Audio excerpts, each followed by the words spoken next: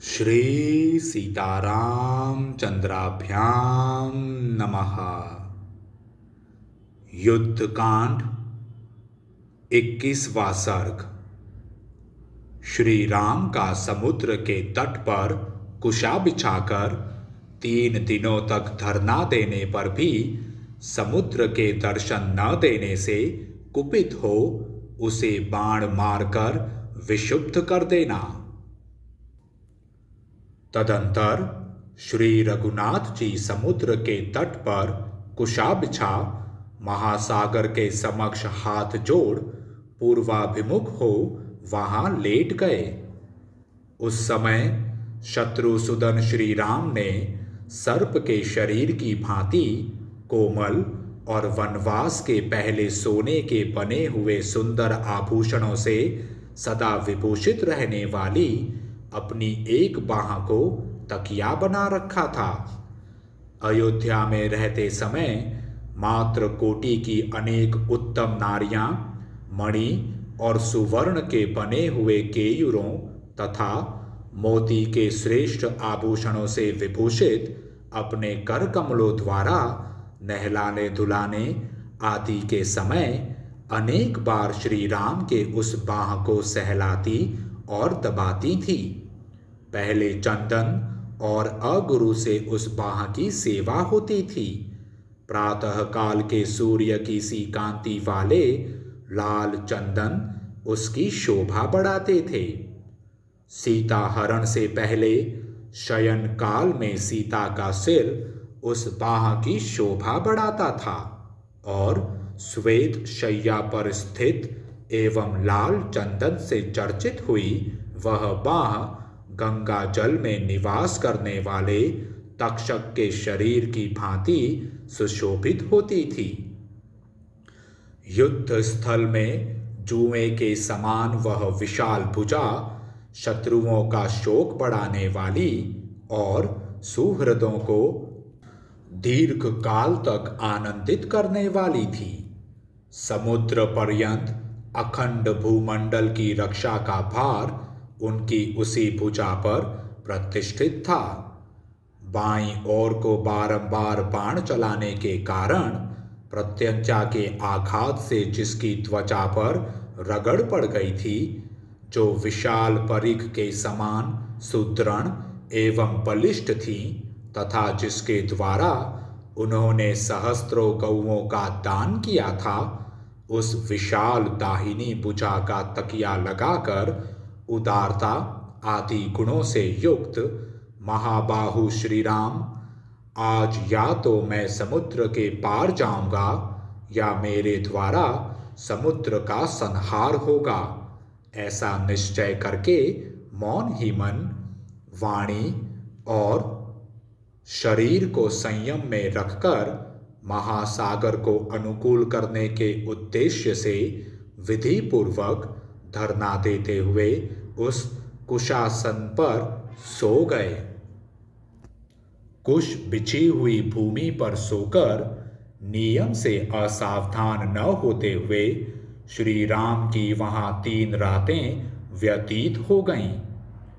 इस प्रकार उस समय वहां 3 रात लेटे रहकर नीति के ज्ञाता धर्म वत्सल श्री रामचंद्र जी सरिताओं के स्वामी समुद्र की उपासना करते रहे, परंतु नियम पूर्वक रहते हुए श्री राम के द्वारा यथोचित पूजा और सत्कार पाकर भी उस मंदमती महासागर ने उन्हें अपने औधिदैविक रूप का दर्शन नहीं कराया। वह उनके समक्ष प्रकट नहीं हुआ। तब अरुण नेत्र प्रांत वाले भगवान श्री राम समुद्र पर कुपित हो उठे और पास ही खड़े हुए शुभ लक्षण युक्त लक्ष्मण से इस प्रकार बोले। समुद्र को अपने ऊपर बड़ा अहंकार है, जिससे वह स्वयं मेरे सामने प्रकट नहीं हो रहा है। शांति, क्षमा, सरलता और मधुर भाषण, ये जो सत्पुरुषों के गुण हैं, इनका गुणहीनों के प्रति प्रयोग करने पर यही परिणाम होता है कि वे उस गुणवान पुरुष को भी असमर्थ समझ लेते हैं। जो अपनी प्रशंसा करने वाला, दुष्ट, धृष्ट, सर्वत्र धावा करने वाला और अच्छे बुरे सभी लोगों पर कठोर दंड का प्रयोग करने वाला होता है, उस मनुष्य का सब लोग सत्कार करते हैं। लक्ष्मण, साम नीति के द्वारा इस लोक में न तो कीर्ति प्राप्त की जा सकती है, न यश का प्रसार हो सकता है, और न संग्राम में विजय ही पाई जा सकती है। सुमित्रानंदन, आज मेरे बाणों से खंड खंड हो मगर और मत्स्य सब और उतराकर बहने लगेंगे और उनकी लाशों से इस मकरालय समुद्र का जल आच्छादित हो जाएगा। तुम यह दृश्य आज अपनी आंखों देख लो। लक्ष्मण, तुम देखो कि मैं यहाँ जल में रहने वाले सर्पों के शरीर, मत्स्यों के विशाल कलेवर और जल हस्तियों के शुंड दंड के किस तरह टुकड़े टुकड़े कर डालता हूं।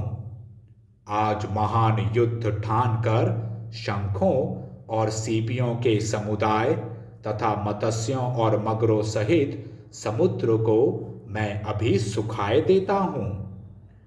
मगरों का निवास भूत यह समुद्र मुझे क्षमा से युक्त देख असमर्थ समझने लगा है। ऐसे मूर्खों के प्रति की गई क्षमा को धिक्कार है। सुमित्रानंदन, साम नीति का आश्रय लेने से यह समुद्र मेरे सामने अपना रूप नहीं प्रकट कर रहा है, इसलिए धनुष तथा विषधर सर्पों के समान भयंकर बाण ले आओ। मैं समुद्र को सुखा डालूंगा। फिर वानर लोग पैदल ही लंकापुरी को चलें। यद्यपि समुद्र को अशोभ्य कहा गया है, फिर भी आज कुपित होकर मैं इसे विषुप्त कर दूंगा।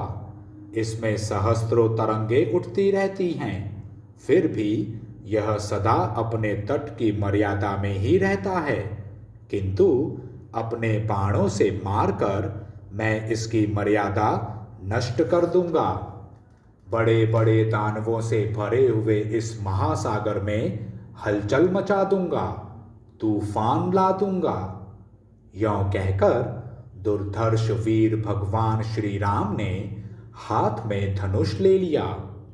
वे क्रोध से आंखें फाड़ फाड़ कर देखने लगे और प्रलयाग्नि के समान प्रज्वलित हो उठे।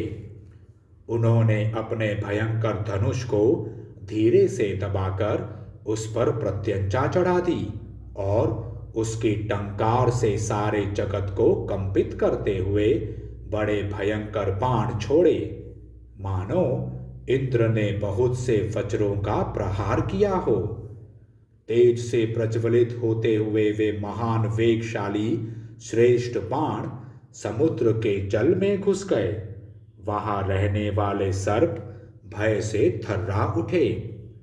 मत्स्यों और मगरों सहित महासागर के जल का महान वेग सहसा अत्यंत भयंकर हो गया। वहां तूफान का कोलाहल छा गया। बड़ी बड़ी तरंगमालाओं से सारा समुद्र व्याप्त हो उठा। शंख और सीपियां पानी के ऊपर छा गईं। वहां धुआं उठने लगा और सारे महासागर में सहसा बड़ी बड़ी लहरें चक्कर काटने लगीं। चमकीले फन और दीप्तिशाली नेत्रों वाले सर्प व्यथित हो उठे तथा पाताल में रहने वाले महापराक्रमी दानव भी व्याकुल हो गए।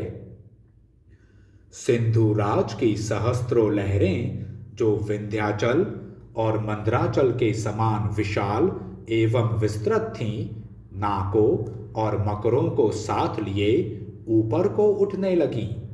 सागर की उत्ताल तरंगमालाएं झूमने और चक्कर काटने लगीं। वहां निवास करने वाले नाग और राक्षस घबरा गए।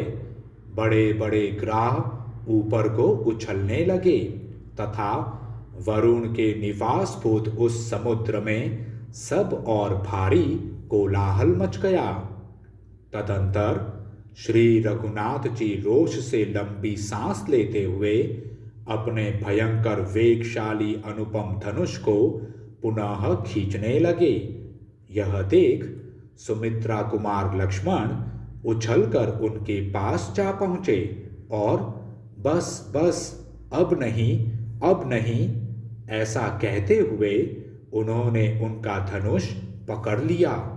फिर वे बोले, भैया आप वीर शिरोमणि हैं, इस समुद्र को नष्ट किए बिना भी आपका कार्य संपन्न हो जाएगा। आप जैसे महापुरुष क्रोध के अधीन नहीं होते हैं।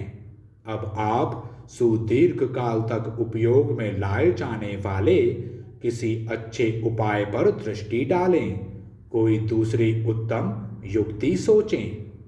इसी समय अंतरिक्ष में अव्यक्त रूप से स्थित महर्षियों और देवर्षियों ने भी, हाय यह तो बड़े कष्ट की बात है, ऐसा कहते हुए अब नहीं कहकर बड़े जोर से कोलाहल किया। इस प्रकार श्री वाल्मीकि निर्मित आर्ष रामायण आदि काव्य के युद्ध कांड में 21वां सर्ग पूरा हुआ। जय श्री राम।